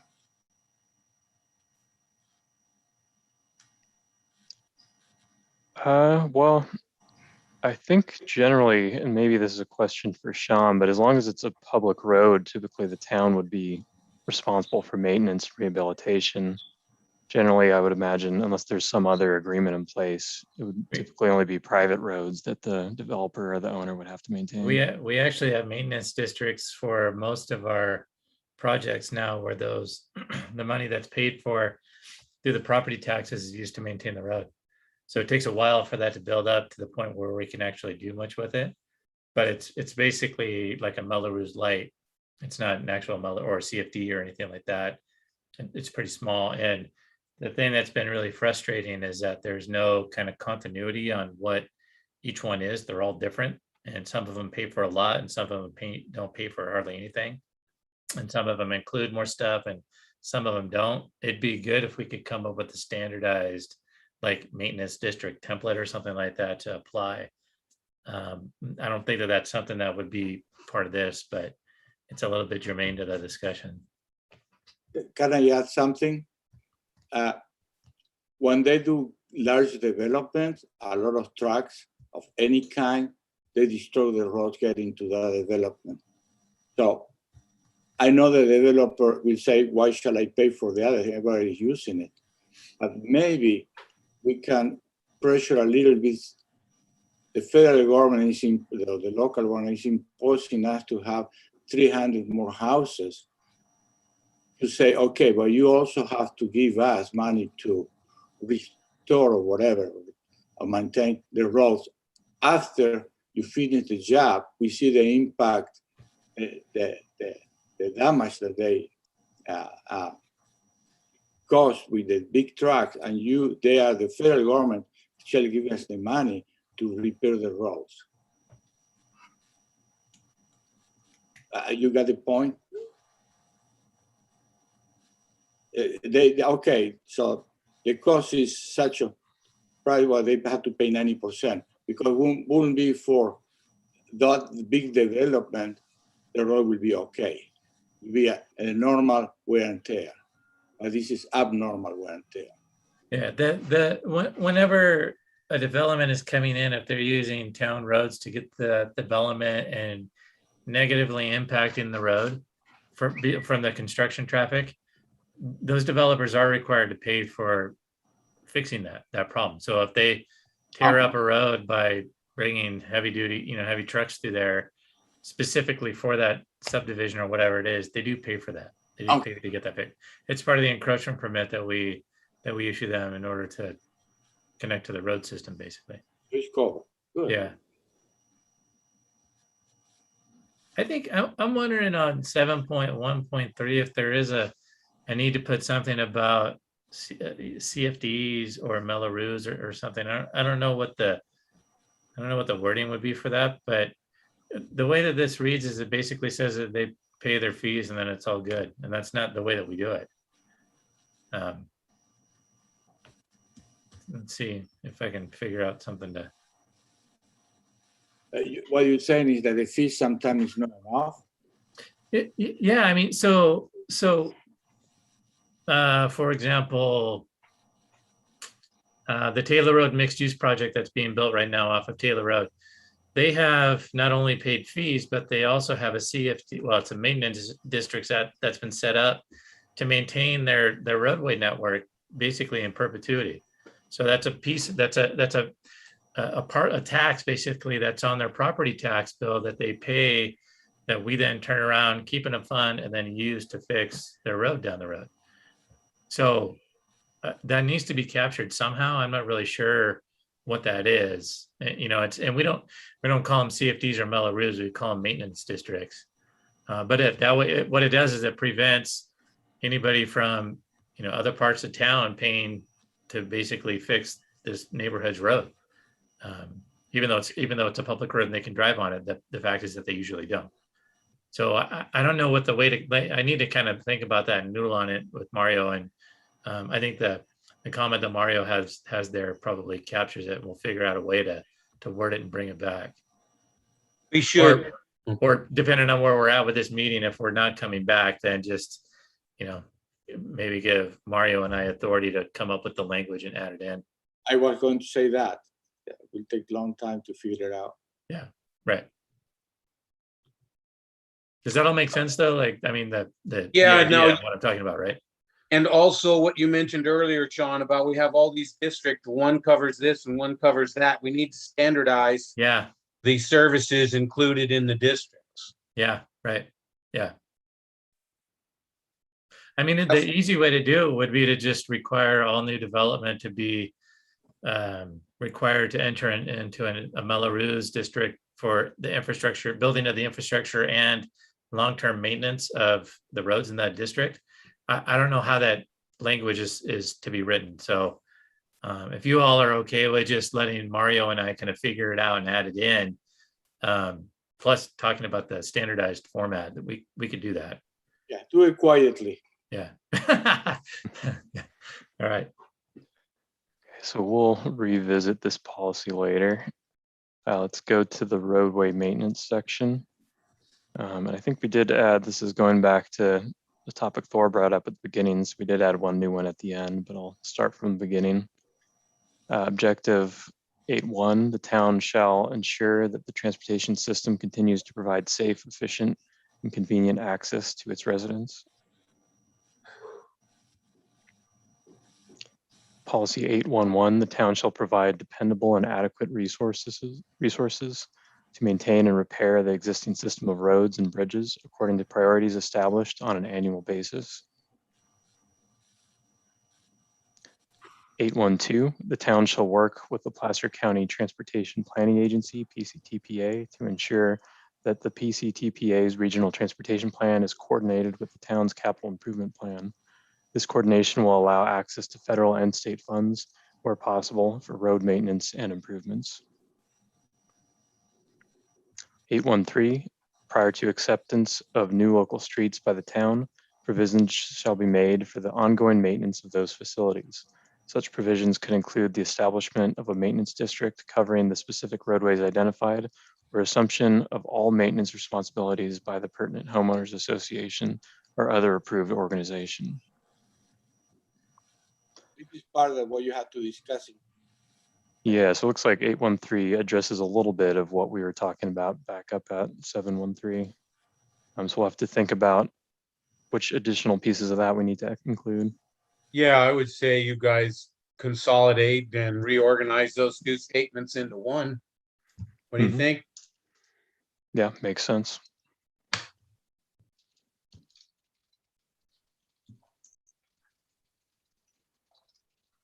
And then the new policy we added, based on comments at the last committee meeting, the town shall coordinate all transportation facility maintenance with the relevant utility companies to ensure efficient, timely, and cost-effective operations. And that's policy 8.1.3. I guess, sorry, this should be 8.1.4 currently.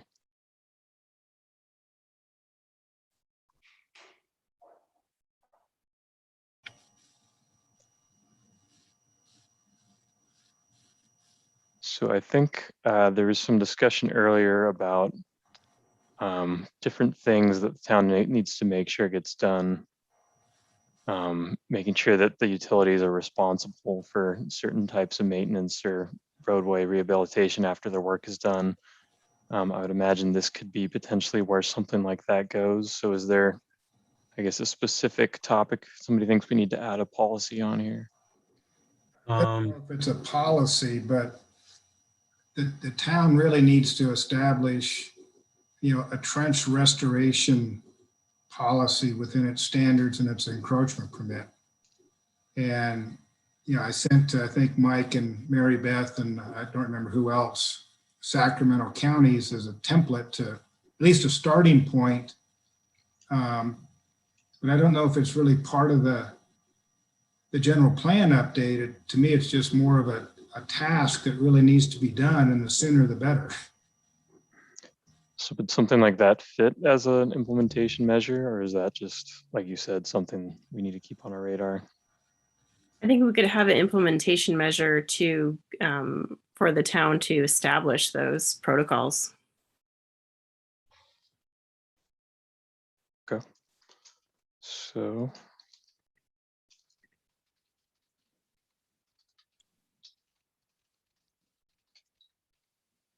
And so what was it specifically that you said, Thor? It was the...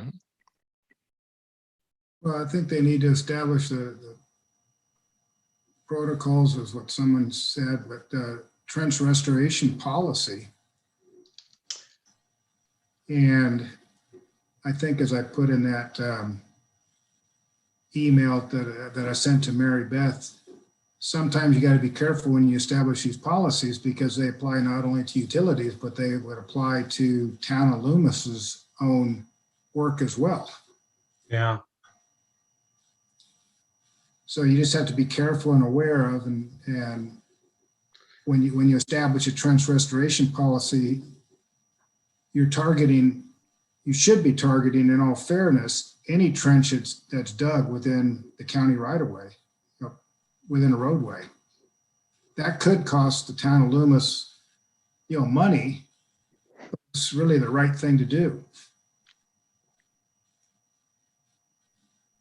Does that float down to the town's improvement standards?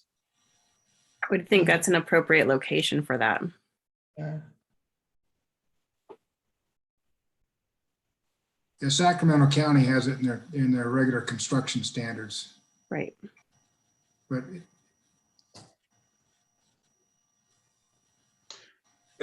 Yeah, we need to establish policies because we have roads in the town that are so bad that the trench patch is the best part of the road.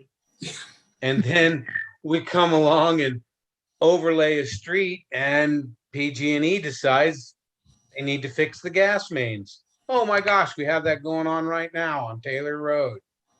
And, you know, they should be required to perform additional restoration or pay fees for tearing up our brand new road.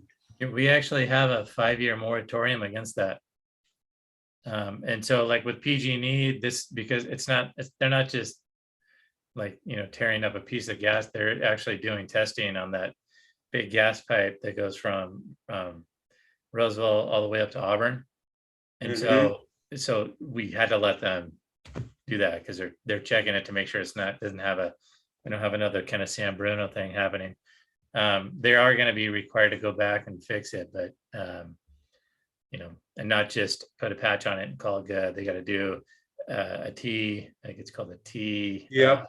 So they're doing that to kind of feather it out and get it as good as it was. I mean, as much as we can, but the point's well taken that we don't want to have our brand new roads be torn up.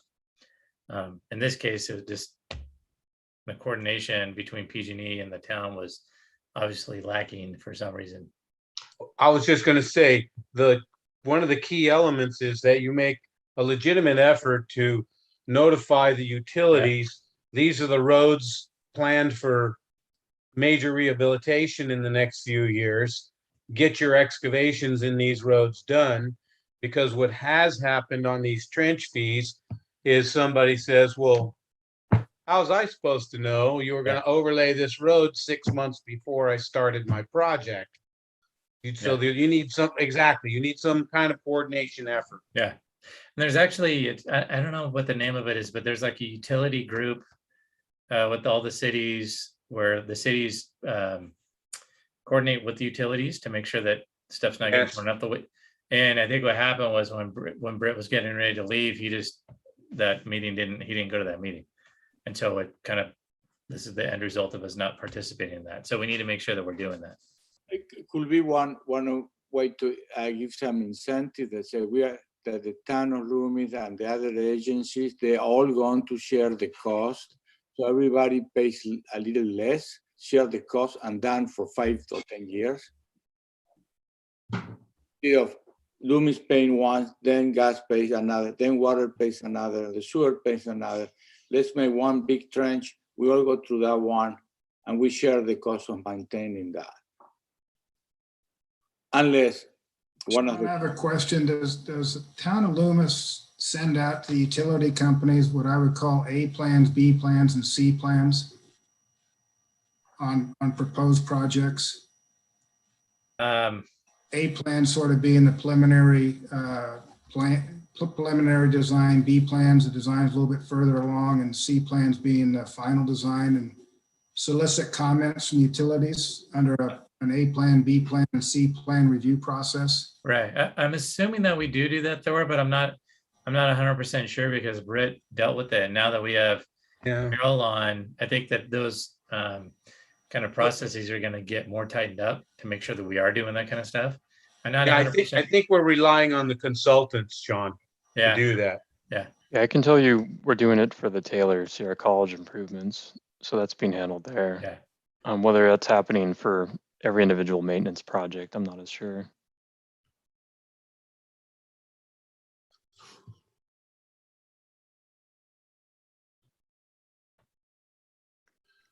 So do we need to add anything here? We've got it. Yeah, I added this implementation measure. Does that look like it covers everything?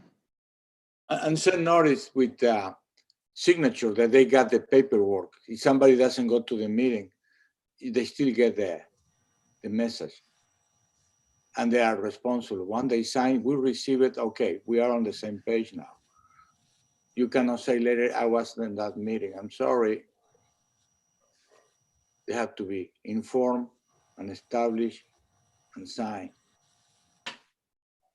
So does this measure also, this one here, implementation measure also cover restoration of the pavement if it's been damaged or whatever? Would that cover both of those?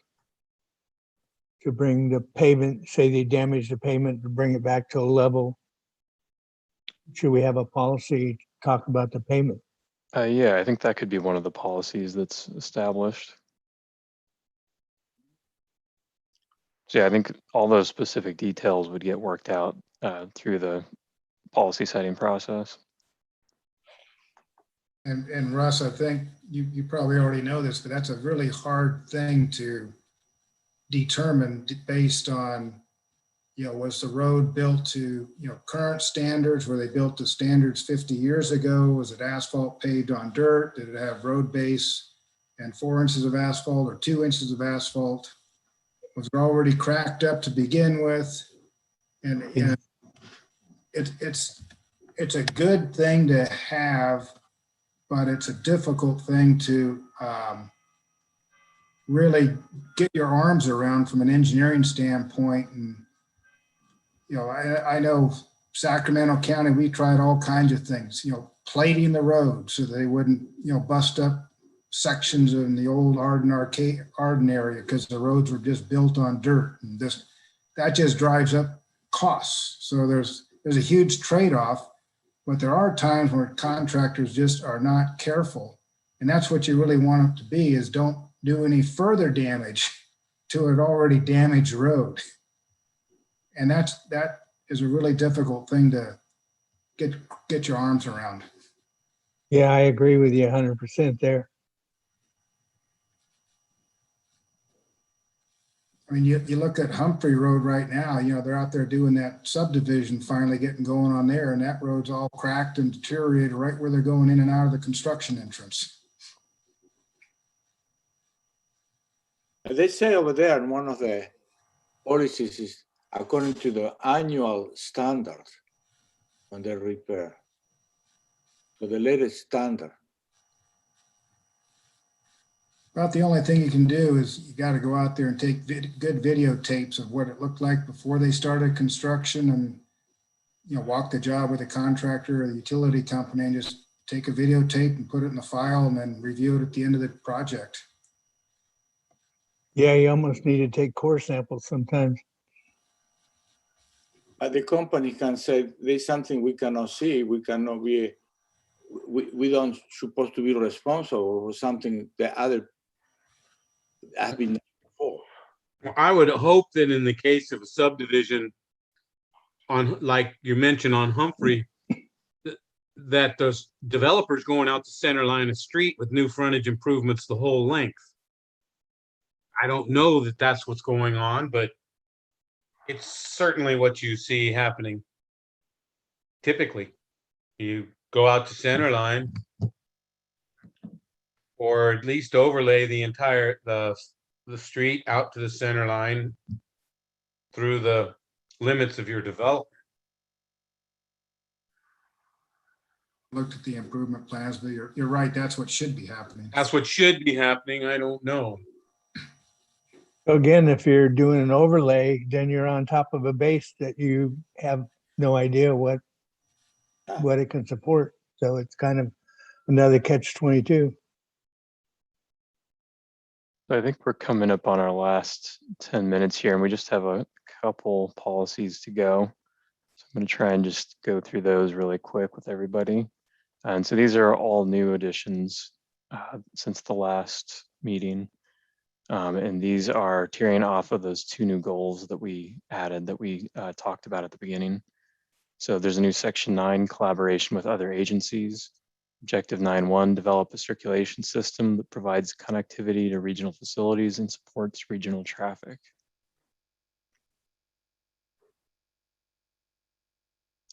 And then policy 9.1.1, the town shall work closely with regional and local agencies to achieve an efficient and interconnected transportation network for vehicles, pedestrians, bicycles, and transit. I think we've already covered that, haven't we? We did. So I think the, Maybe you move the stuff previously into this section. The only one is a little different is the 912 about working together for funding. right, the town shall work closely with regional and local agencies to identify sources of funding for regional transportation improvements. That's the only I one. The other think- two, yeah, that's a good one. The other two is a repeat. I think this was the driving factor. I think this one actually we had talked about up in the bicycle pedestrian section, Yeah, to add something like this in that section. So if we like, we could actually trim this down and move it up to that section. And then just leave the funding as the only policy in this section 9. You know, Mario, I kind of like the idea of having a separate subsection that says collaboration with other agencies. Yeah. And maybe it's redundant, but it's nice to have a snapshot of everything in the previous 7 pages where we did talk about collaboration, where you can just go to one spot and see all of the collaboration efforts as part of the general plan all in one spot. And maybe you leave it in both places. I know that's not technically the right way to do things and from a spec writing standpoint, because you can get messed up if you don't change it in both places. But it's nice to see one area where we've talked about collaboration, I don't know, a dozen times throughout the whole document. This is a nice place to see it all in one spot. Yeah, you're right. But the difference is this one is about money, how to collect money all together. All the other region, we go together and say, okay, we need such amount of money. Let's go get it. You have more power. It's more forceful than just Loomis. That's the difference with the 912. And doesn't matter how many times you repeat that, it's good. So nobody said I didn't see it. But I personally agree with you. That's the emphasis. To make sure that we collaborate and everything. Thank you. Okay, so sounds like a couple ideas to keep it. A couple people said potentially strike this section out and include this information in the other subsections. So any other thoughts on whether is this worth keeping as its own separate section with these 3 items here? Either way is good. I like to leave this section in because, as Thor said, we need to make sure that everybody knows we collaborate to get this, and they need to be part of that and go back and look if they have to, but I like it. Yeah. So then another question, since we have this policy 911 to work closely with other agencies to interconnect our facilities with theirs. One of the comments we had back on section 4 was to add a policy on connecting bicycle and pedestrian facilities with other agencies' facilities. Is this something we could just say is covered in that section 9? But this one, the 413 is for local. It is, right. But I think we had mentioned before, we could also add a similar policy in section 4 for regional, for connecting to the other agencies. Yeah, you can keep going. Just add the other one, the 9 point, add it here and eliminate the 9, or leave it in each one separate. I don't know. Either one, what you are going to cover. Right. Still like the idea of any and all collaboration discussions are consolidated into one location. And maybe you leave it in both spots, but it's nice to have it as a snapshot. Maybe it could be a footnote in the general plan as, summary of collaboration with other agencies, or summary of the general plan collaborations contained within this document or something. Sounds like that's a definition. I kind of like the collaboration section.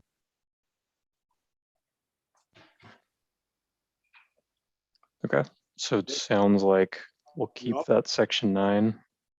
And then I guess sounds like we're already covering connectivity to the interregional facilities and other agencies' facilities in section 9. So would we be okay just leaving that there and leaving it out of section 4?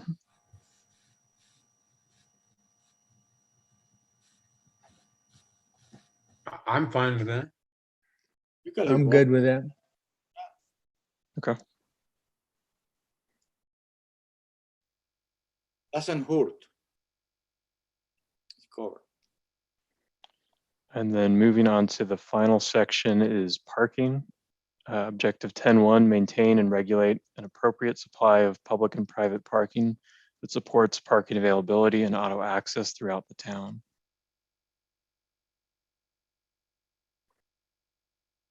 Policy 10.1.1, the town shall monitor the supply and utilization of public parking to identify any deficiencies and potential solutions.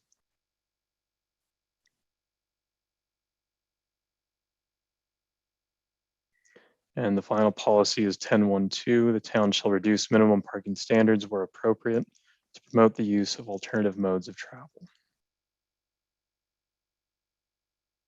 I don't understand that one. Reduce. I was gonna ask you, what does that mean, Mario?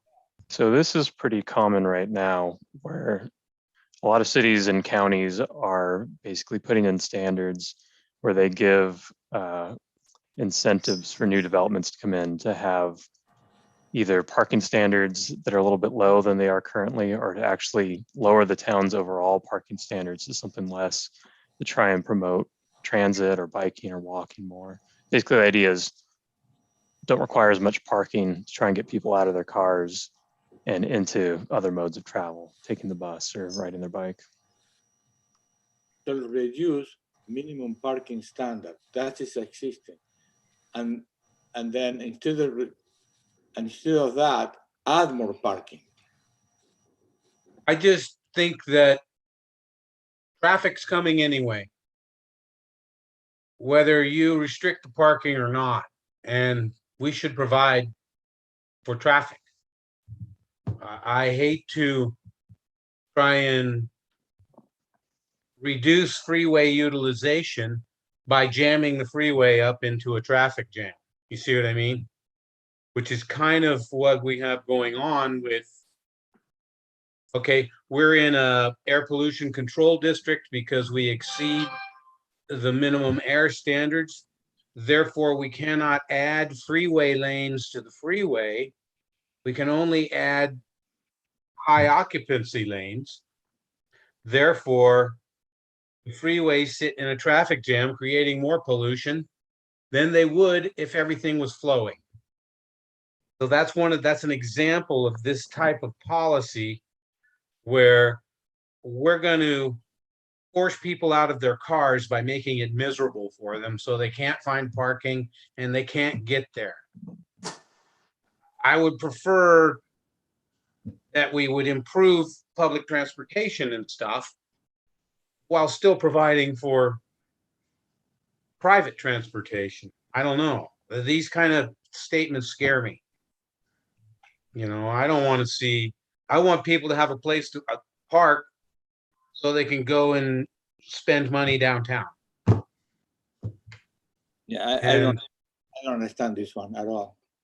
And so the example of this would be maybe today the town requires for a new apartment building, maybe you need one parking space for every apartment and you need one guest parking space for every 5 apartments, something like that. And if you're going to reduce that, you'd say maybe you only need one parking space per, I don't know, for 80% of the apartments, and you need one guest parking space per 10 apartments. So basically, you're just reducing the total number of parking spaces that would be at that apartment building to try and get people to use other modes, to take the bus or to ride their bike. I just get concerned. Hang on. Yeah, I just get concerned that what happens is the parking just moves further down the road into a residential area and causes, because the cars are coming anyway. That's kind of what I worry about, is that people are going to have guests at their apartment, even if you don't provide guest parking. So they're gonna park wherever they can. Even, Right. sorry, even in apartments or houses, they should have 1 or 2 parking guests per unit. Because people have parties or they are sick and the doctor comes, the friends come, sometimes even more. So you have invite 5 people, they come 5 cars, and those 5 cars, they're going to take parking who knows where. So like, instead of reducing parking for guests, they should actually improve the parking for guests, guest parking. Okay. 1 for every house or apartment, because 2 people, 2 cars. Yeah, 5 people, 5 cars. They live there, and then more people, more guests. And the guests, where are going to go? We are having 320 houses. We need at least 700 parking spaces for the people who live there, and we need at least 1,400. No, about another 600 or 1,000 parking spaces for guests. Inside the development, not on the street. When they Okay, build, so it they sounds have like we're saying potentially strike this policy out from the document. more people, more cars. I agree. I don't like trying to reduce traffic by eliminating parking. I just think address the issue. I don't know. Not, it's a roundabout way of going about reducing traffic. That's what I mean. That's roundabout. Which has other issues with it. Like I say, parking in the neighborhoods. So I agree, Mario. I think I would like to strike it, but there's more than just myself here. Is the egg or the chicken? More houses, more people, more eggs, and more visitors. You're creating houses, you need at least 5, 6 parking for each house or apartment. Out of the street, inside the development, the way they want to do it. They can do 2 or 3 levels of concrete for parking, or they can spread it. I saw in other places, they have designated parking for guests, at least 2 or 3 for each house. Mario, when I first read this, I wasn't certain if the target was residential and commercial or just residential, because on the commercial side of things, to me, there's going to be a shortage of parking in the downtown area. And I noticed the other day, there's already a sign up on the sidewalk that says additional parking to the parking lot on, I think it's Magnolia. But as more and more of the commercial area in the downtown section gets developed, to me, parking is going to be in short supply. So I wasn't certain if this whole section was trying to address both commercial and residential, or just residential, or a combination of both. You can do both. If you build a 5-store parking space, like 300 feet by 500 feet, 5 levels, and you cover everything. Yeah, I was attempting to address both, Okay. and leave it open to determining which areas, which types of land uses to reduce the requirements for on a case-by-case basis. And you can have both by doing that for the public to bring, and they can park anytime close to downtown or whatever. And the renewal development, they have to have their own parking any way they want. But I mean, maybe, go ahead, Sean. Go ahead. I was just going to say, this is the type of policy that might apply more to bigger cities that have a bigger downtown area, and might only apply to those kind of urban cores of those cities. So yeah, maybe it makes sense not to have that in the Loomis's general plan. No, we are growing, and people are coming. There's more restaurants and more business, and they come at night, and there's no parking outside. They will run around. So probably instead of 5-store, maybe 2-store, ready just in case to add another one, another building, another store in the future. It could be smaller, but concentrate the parking according to the size of the town. For the downtown committee is looking at lifting the parking requirement for downtown businesses. Because we do have enough parking lots for people to park on. And what happens is we have businesses downtown right now where like Reds is a perfect example, or Main Street Drug is another example. If a restaurant wanted to go into where Reds is, if that wasn't a restaurant previously, they wouldn't be able to go in there because the parking requirement's too high. The same thing for Main Street Drug. There, if a business wanted to go into Main Street Drug that wasn't an existing business, they wouldn't be able to do that because the parking requirements are too high. So we're looking at modifying those and basically wiping most of them out, because what we do want to encourage is people parking in the parking lots that are off downtown. We don't want them, we don't need parking lots downtown right off Taylor. You want them a block off. So that way people will walk from store to store when they're going to the, coming from the parking lot, going to wherever they're going to go, instead of parking directly in front of the business, getting out, going to that business and then leaving. You have to create that kind of walking downtown area to make it thrive and have people going from business to business. Otherwise they won't do it. Yeah. We don't really have a parking problem downtown. No. We have a problem with people being lazy and don't want to walk. I like modify that Mario just put in there, because that's what we're doing downtown. We Right. got the group parking, and and it's appropriate therefore to modify the parking required of each individual business. That's perfect. Yeah, That's perfect. good. I don't see anything in here about parking bicycles downtown. Nobody bikes. They go far Well, a away. lot of people ride. I see them stopping for a coffee all the time. They go. But, They travel through, but local people don't use the bike to do course, like go from one place to another inside the town.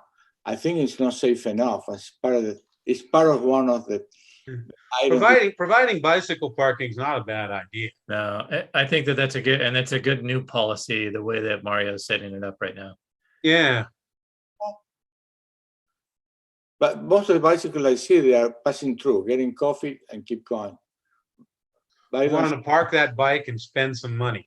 Yeah. Thor, remember that.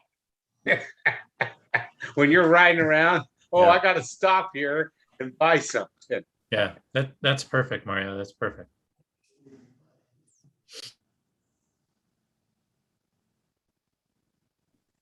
Cool. That's the last item. You had to add one more thing, Russ.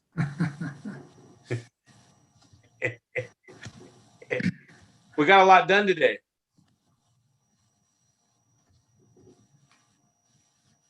Yeah, we passed 10 minutes. And then they don't pay us extra. So is You're the getting motion, paid, Hector? You're getting paid?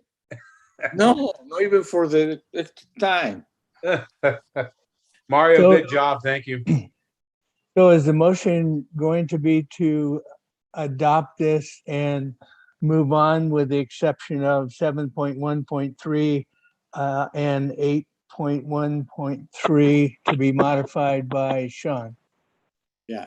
And our attorney.